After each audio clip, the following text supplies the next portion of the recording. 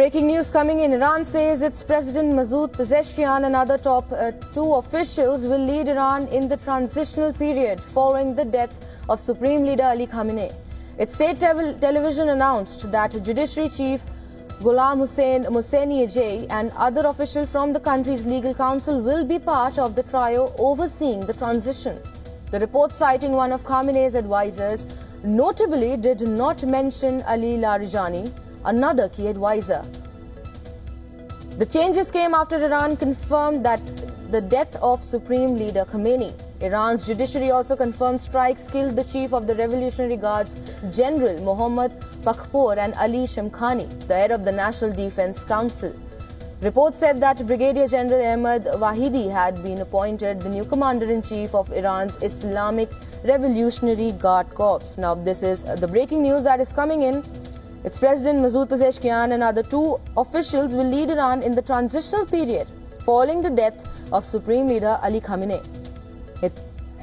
Well, for more on this, we are again being joined by Jyotsna Kumar. Jyotsna, can you please get us more on the updates? What are we getting right now? As you mentioned, of course, we have these updates coming in after the death of Khamenei. Of course, everyone was waiting to see who will be the second in command, and now we already know that Pezeshkian will be taking up the role now. He will be taking up of course, the death. Of course, we know that the commanders-in-chief of Iran's IRGC, Mohammad Baghpour. Now, these are the names. Interestingly, Israel's defense forces had already announced the names of 7 members of Iran's security leadership, and this includes both Baghpour and Shamkhani, and which they claim have dead. And now, of course, there has been an announcement that, of course, we'll have to wait and see how Pezeshkian takes this forward. But, of course, right now, what we know is that Khamenei has now been killed, and even though Israel is still ongoing with its strikes on Iran, we know that 30 sites were targeted.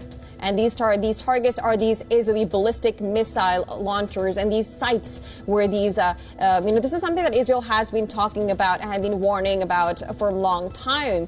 And with, of course, the Israeli now still ongoing with these attacks, Pezeshkian taking hold of the role now as the interim, I would say, as the interim leader after Khamenei, who has been the supreme leader for about for 47 years. He's been the supreme leader. There has been 40-day mourning in Iran as of now. What we also know is that with Pezeshkian taking over, we'll have to wait and see what kind of role he plays and how long this war goes on. Israel seems to look like they're going after all the military leaders that they have, and we know that at least Baghpour and Shamkhani is now dead. We'll have to wait and see how long this conflict goes on for.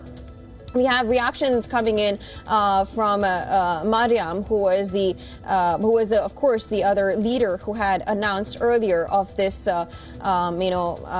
interim government, so-called. So, of course, we'll have to wait to see what kind of role that they play. But as of now, we know that Ali Shamkhani, who is the representative, the leader of the Supreme Defense Council, and Major General Mohammad Baghpour, Commander-in-Chief of the Islamic Revolution Guard, who have IRGC. Now, IRGC had also announced this announcement of a major strike that they are going to start against, Israel or, in U.S. bases. They had announced earlier, IRGC, and I'm just quoting what they had said. They said that the most ferocious offensive operation in the history of Iranian armed forces will begin in a few moments towards the occupied territories and bases of American terrorists, is what they had announced. But as of now, we know that Israel is targeting the military leaders or chiefs, so to say. They had already announced 7 names, out of which these 2 were named as killed as well. And so far, the state media of Iran has confirmed these 2 deaths. That's what we know.